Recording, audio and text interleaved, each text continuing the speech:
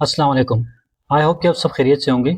आज की short video में हम आपको ये बताएंगे कि जो कोई भी सैलरीड इंडिविजुअल जब रिटर्न फाइल करने आते हैं, तो उसके लिए क्या-क्या डॉक्यूमेंट्स रेडी करके अपने कंसल्टेंट के पास जाना चाहिए, या फिर कौन-कौन अगर वो खुद रिटर्न फाइल कर रहे हैं तो कौन-कौन से डॉक्यूमेंट उसके पास होने चाहिए। ये जो जितने भी अभी मेरे मैसेज में आया तो उसको मैंने लिस्ट डाउन किया है।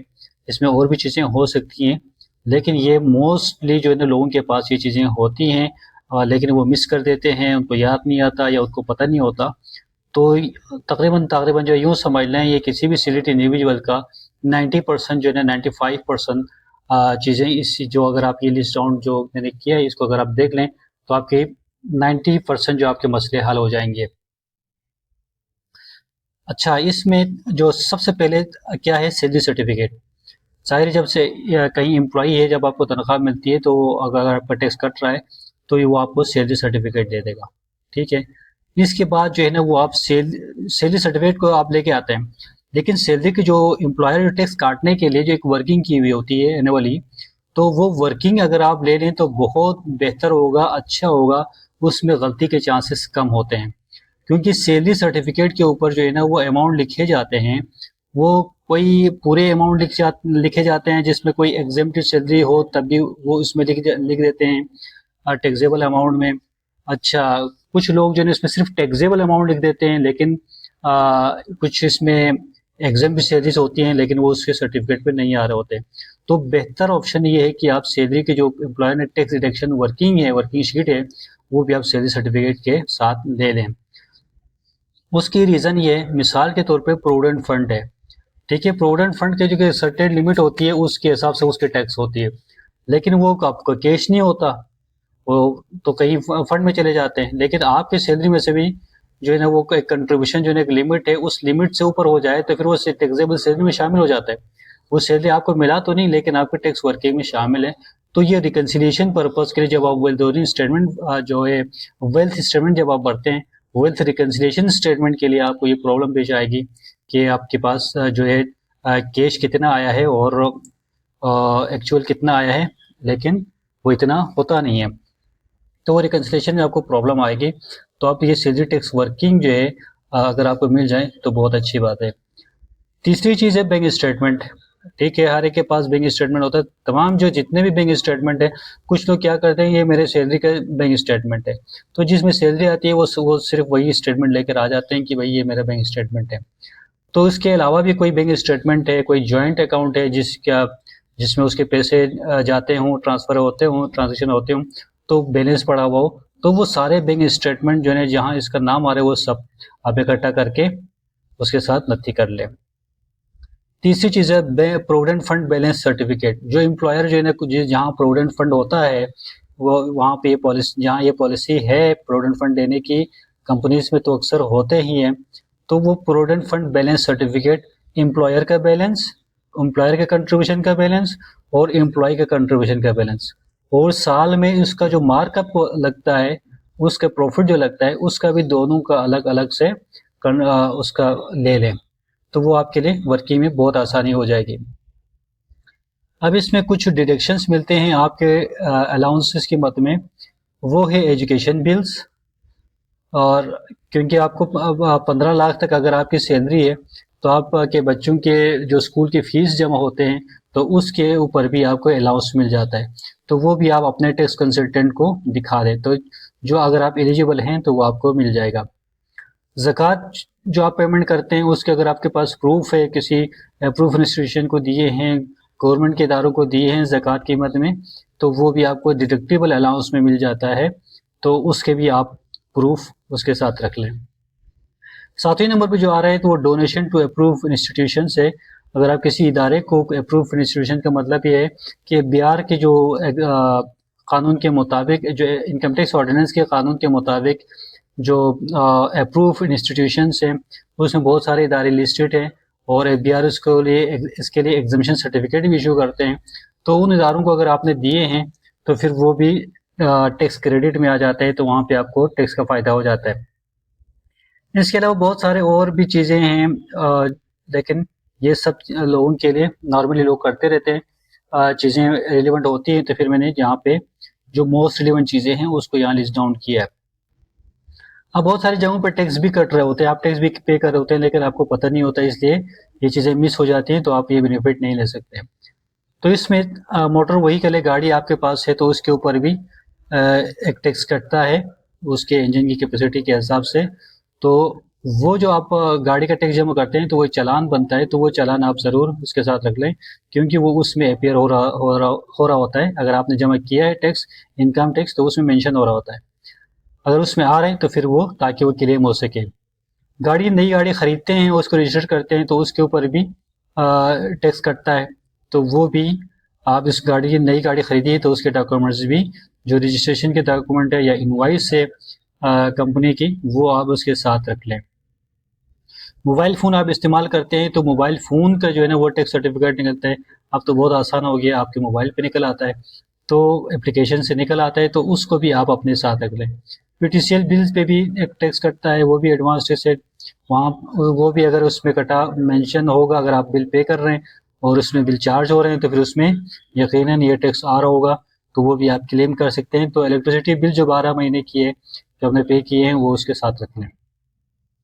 इलेक्ट्रिसिटी बिल है उसके ऊपर भी एक सर्टेन लिमिट के ऊपर जो है ना, जब आपके बिल जो बढ़ जाता है तो उसके ऊपर भी एक टैक्स कटता है इलेक्ट्रिसिटी बिल पे। तो वो भी आप इलेक्ट्रिसिटी बिल भी इसके साथ लगा लें 12 महीनों के, जुलाई टू जून, ताकि वो जो आपका टैक्स कंसल्टेंट है तो वो उसमें से इसको एक्सट्रैक्ट करके, अगर आपका टैक्स कटा हुआ है तो वो इसमें बेनिफिट ले सके।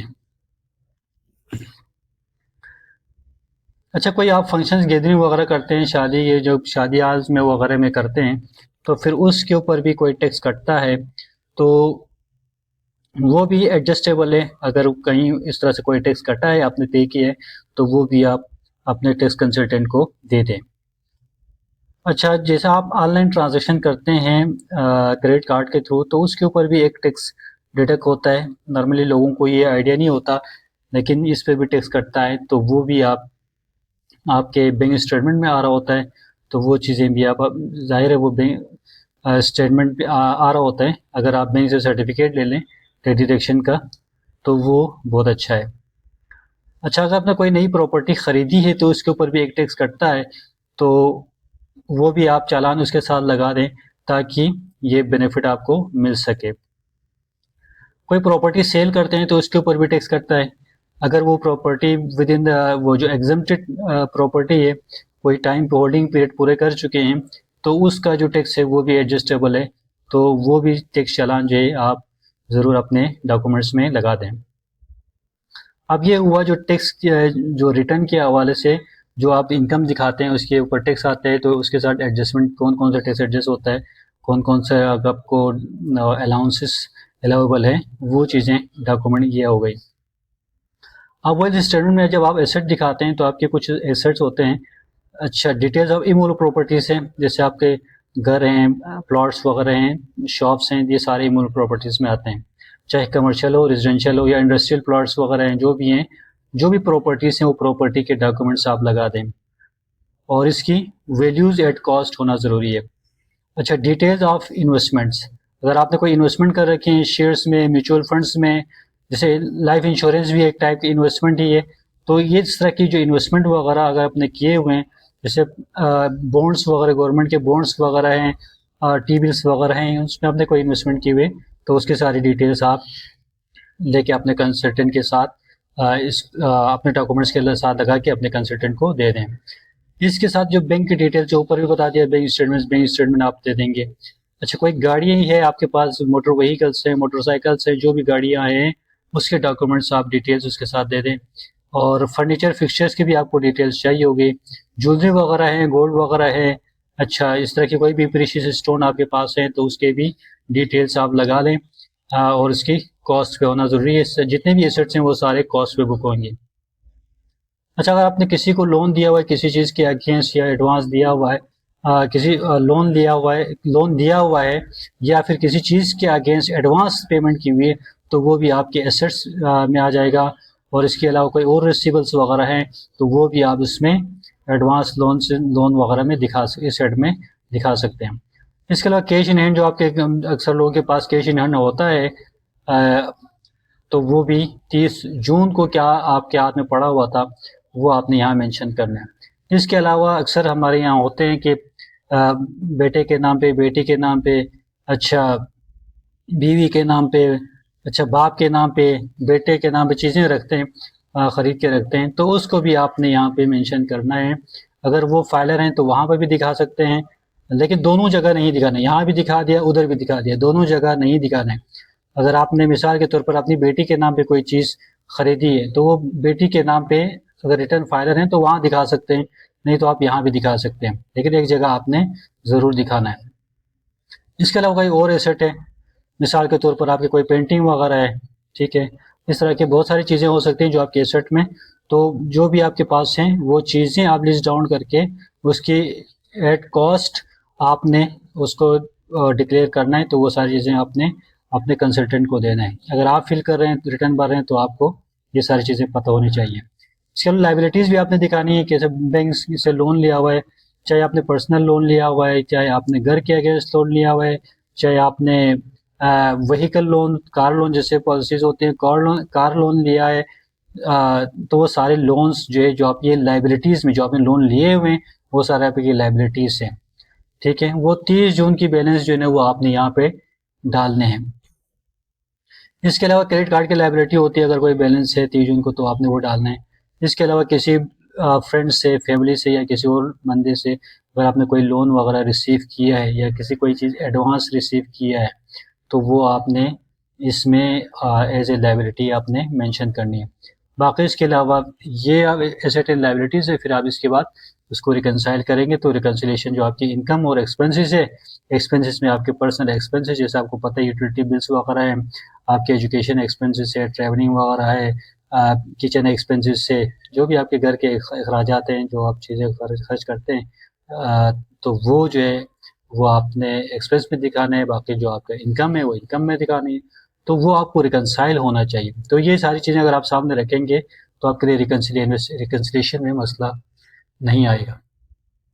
आई होप आपको काफ़ी चीज़ें क्लियर हो गई होगी। अगर किसी को कोई चीज़ में, किसी चीज़ में कन्फ्यूजन है, कोई सवाल पूछना है तो आप कमेंट में ज़रूर दे दीजिएगा ताकि हम इसको आपको जवाब दे सकें। Thank you so much. अल्लाह हाफिज़।